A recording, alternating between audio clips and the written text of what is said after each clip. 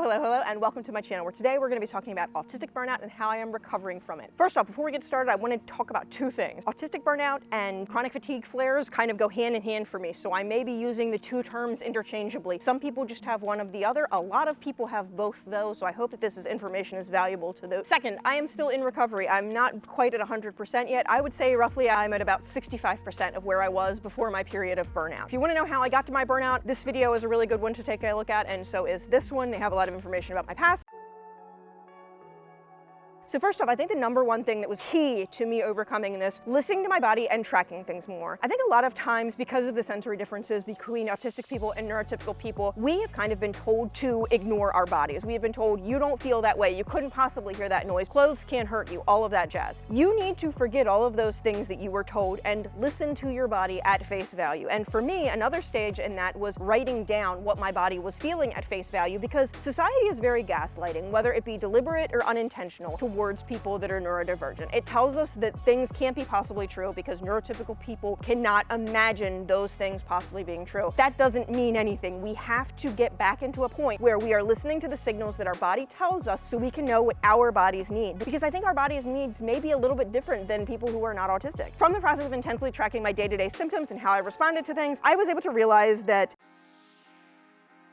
I needed more sleep, and specifically, I needed to sleep when my body needed it. A lot of neurodivergent people have either delayed phase sleep syndrome or some other sleep issue. A lot of people that have autism benefit from having multiphasal sleep. For me, I really had to intensely listen to when my body needed sleep and sleep in that moment. Because here's the thing. A lot of people think they have insomnia when in reality, they have a sleep scheduling or a circadian rhythm issue. When your body tells you, hey, you need to go to sleep, and you ignore it, your body's like, cool, we're gonna produce more hormones to keep your ass awake. And then when you try to go to sleep, you don't have that melatonin that your body was producing earlier when it wanted you to go to sleep. For me, a key to getting my body back into its natural rhythm was sleeping when it needed sleep. And at first, that meant a lot of sleep. But after time passed, I started needing less sleep and just sleep on a more regimented schedule. A lot of times my sleep schedule nowadays is like 10 p.m. to 2 a.m. and then I'll wake up for a couple of hours, then I'll sleep from like 8 a.m. to noon. So I'm still getting like 8 hours of sleep at night, it's just not at night. And I know that this can be very difficult when you're trying to meet capitalistic demands, but by the time I got burned out, I was no longer able to work. I was no longer able to contribute to capitalistic society in any way. And for a lot of people, in order to fully recover, giving up work for a period of time or school or whatever it is that you're working on is probably going to be necessary just so you can allow yourself to listen to your body more and you don't have those competing forces. After the sleep schedule got into effect, the food cravings were another one. I think this fat-phobic society has kind of made people think that cravings are always bad and you should always ignore cravings, but a lot of people that I know that are neurodivergent, their cravings inform them of the things that their body is in need of. And I'm actually part of a study right now on neurodivergent people and cravings, specifically with, I think it's salt and red meat and cheese. There's a very big tendency to crave foods that have that, so like tacos and things of that nature. Also, I found that the things that I crave tend to be things that are sensorily okay for me. When I got burned out, I became very sensitive to my senses. I didn't have the energy to ignore sensory triggers anymore. But I knew that if I craved something, chances are my body knew that the sensory aspects of it were going to be okay and was trying to be like, hey, that is how we can get the nutrients that we need without upsetting the senses. Masking, ignoring your sensory sensitivities, things like that all take energy that you do not have in abundance when you are burned out. Now, the one thing that I will say about food cravings is that food wasn't enough to get me back where I was. Something that I was describing to my doctors but that was getting ignored was that I felt like I was malnourished. And my blood work was like I was a little vitamin D deficient, a little vitamin B12 deficient, but everything else was on the low side of normal. So my doctors were like, you're not deficient.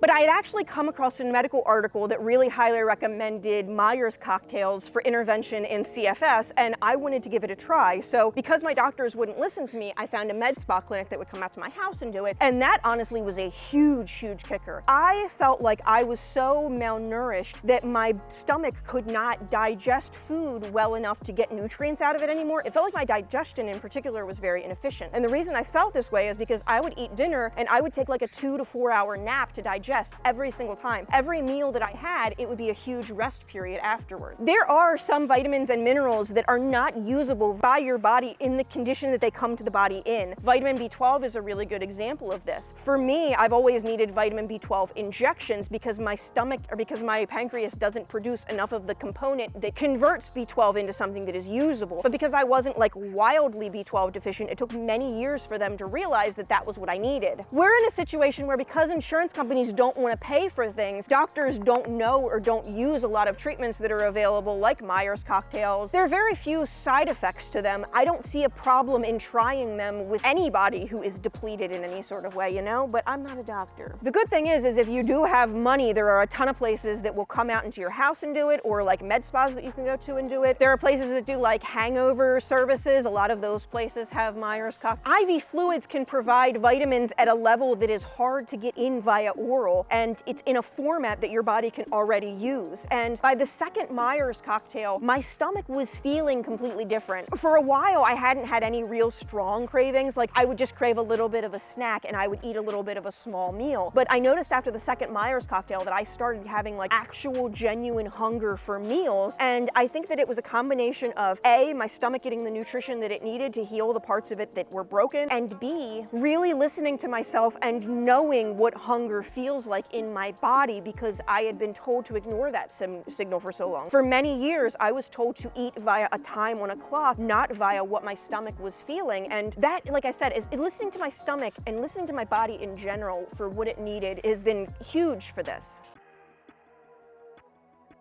Back to the video in a second, but I want to discuss my next couple of videos. First off, oh my gosh, the reception to my Ned video has been huge. Thank you all so much, I really appreciate it. As someone who has not been working for 2 years and is looking to make content creation into a career, it means a lot to me. You all are helping me so much. My next video is going to be the video on Taylor Swift, Olivia Rodrigo, Billie Eilish, and the toxic relationship archetype in their music. Basically, it's the ingenue girl and the emotionally distant protector man relationship archetype that we're going to be discussing in that one. And then we're going to be starting up my series on journaling. Let me know what you want the next commentary video to be on now. Is there any currently trending topics that you want me to talk about? Let me know. Back to the video.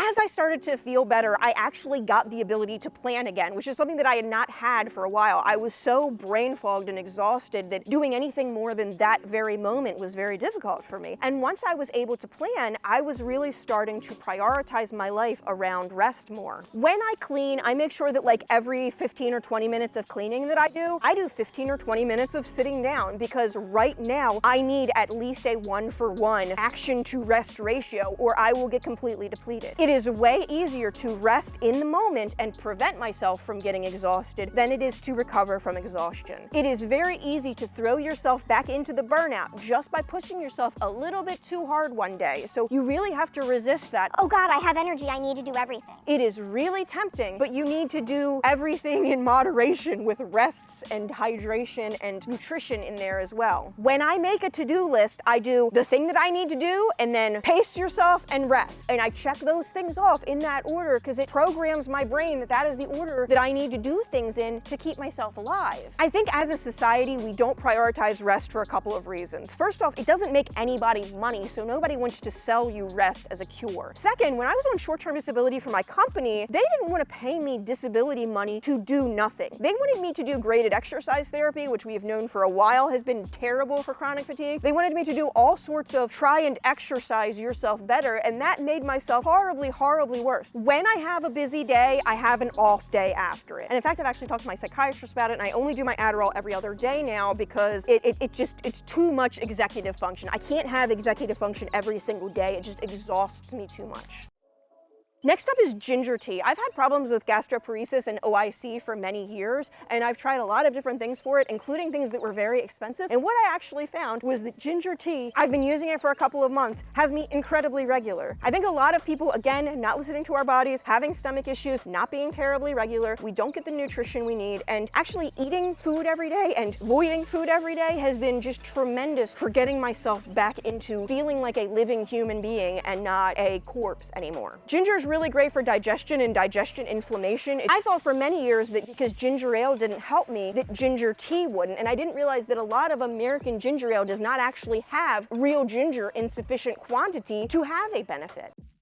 Next, I hinted at this earlier, but finding and being authentic self. Between autism and trauma, people-pleasing is second nature to me. I really try to minimize my own needs and to help others as much as possible because I don't want to rock the boat. But because of that, I had no idea who I was and what mattered to me. I didn't even know that I was autistic. And finding that knowledge and allowing knowledge to be integrated into my sense of self and doing things that autistic people have said help them, like that was huge for me. Knowing that I was autistic, admitting that I was autistic, treating myself like I was autistic, doing the things that help autistic people, all of that was necessary for me to start healing. Pretending to be somebody that I'm not, it's not something that I have energy for anymore, and I did have to get rid of friendships and relationships in my life with people that were not compatible with my autistic self. I've mentioned this in a couple of videos now, and it's going to be the topic of my next series, but journaling. Journaling has given me the following. Better memory of events, especially positive ones, because a lot of times it's really easy for me to just focus on the negative. Coping skills for trauma. It's really great for me to trauma dump in the moment. A better ability to get things done despite limited energy, and I'm gonna get to that in my journaling videos, how I use journaling to plan as a neurodivergent person. It's allowed me to identify my real goals versus the goals that were put into my head by other people. I found that writing down ideas changes how I can manipulate those ideas, and I work with information better when it is in like written down form. I'm not staying up late at night because I have that, Oh shit, I can't forget to do this in the morning. I write it down and I roll over and then I look at it the next morning. And it's great for artistic expression and for sensory play and for tons of other things too. Let me know in the comments below what you're using journaling for or what you'd like to use journaling for in the future. Also, please let me know if there's any barriers to journaling, especially if you're neurodivergent. That's gonna be my next lifestyle video, how to overcome barriers to journaling. So please make sure you let me know in the comments what information you want to hear.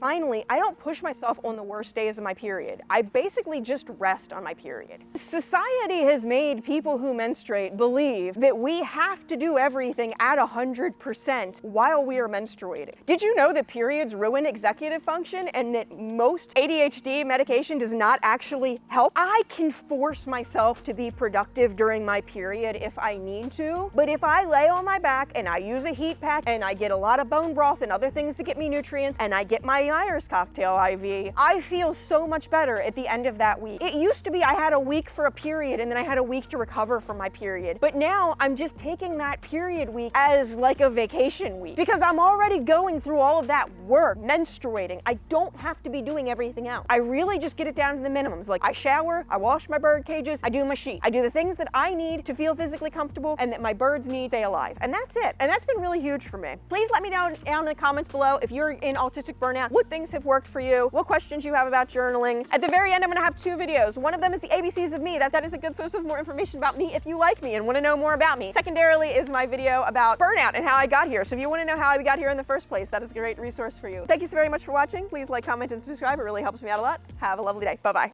Hello, hello, hello, and welcome to my channel. Today we're going to be talking about, oh no, I'm still at these things on my face, don't I? Let's take the dots off my face.